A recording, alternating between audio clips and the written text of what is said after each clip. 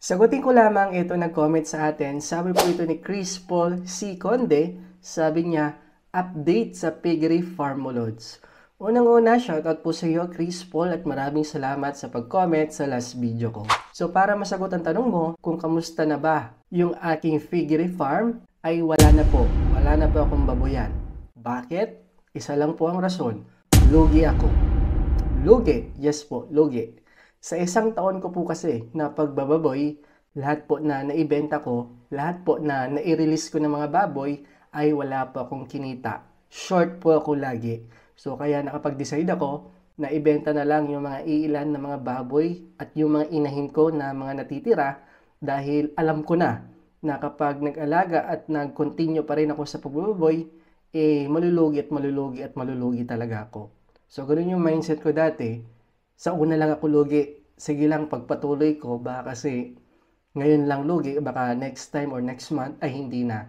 So, tiniis ko yon sa isang taon na, tiniis ko yung isang taon at sa isang taon nga na pagbababoy ko, lahat po ng naibenta at na-release ko na baboy ay wala po akong kinita. Short po ako, sobrang laki hong pera ang aking mga nagastos at lugi.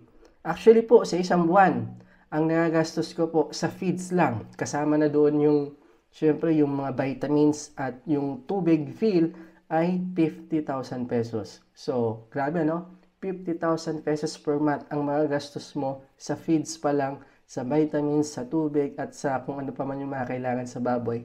Pero, yung nakuha po o yung nababalik sa akin ay hindi ho sapat. Lugi. Short. Siguro mga nasi-short ako mga around 30 to 20,000. So, sayang ang pera at sayang yung pagod at sayang yung panahon.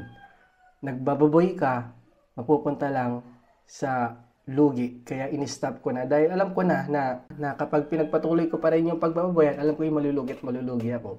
Tapos, hindi rin naman natin maiwasan na yung mga alaga nating baboy ay nagkakasakit.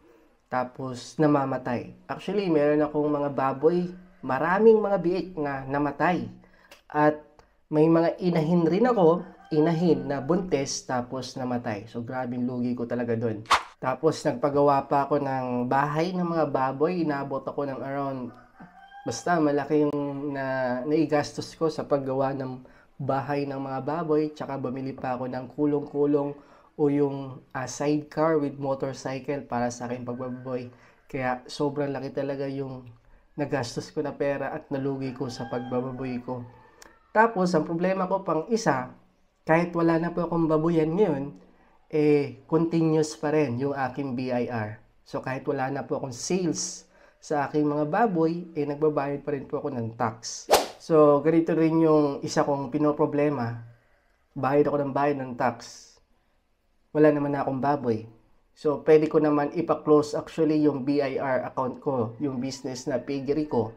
Kaso, sa pagko-close po ng isang BIR account, ay napakahirap po mag-close. Talagang papahirapan ka po ng BIR. Di ko nga alam kung bakit. Kasi kapag mag-open ka ng business or mag-open ka ng BIR account sa business mo, napakadali lamang. Actually, isang araw lang open agad. Pero kapag magpapa-close ka na ng BIR mo doon sa business mo, ay sobrang hirap, ang dami pong requirements. Kaya isa yun sa mga pinoproblema ko dahil isang araw ka lang na hindi makapagbayad ng tax or ma-delay ka lang, 1,000 pesos na po agad ang penalty nun. Kaya eto, gumagawa po ako ng paraan para po kumita lamang kahit papiso-piso para makaipon ng pangbayad sa pinagkakautangan at makaahon po sa laylayan. So yun lamang po. Maraming salamat sa panonood at salamat kay Chris Paul C. Conde. Wala na po akong baboyan. Matagal na po, mga 3 months ago na. So yun lang. Maraming salamat. Sana ba'y nakita-kita tayo sa susunod. Huwag niyo kalimutan mag-follow. Salamat po.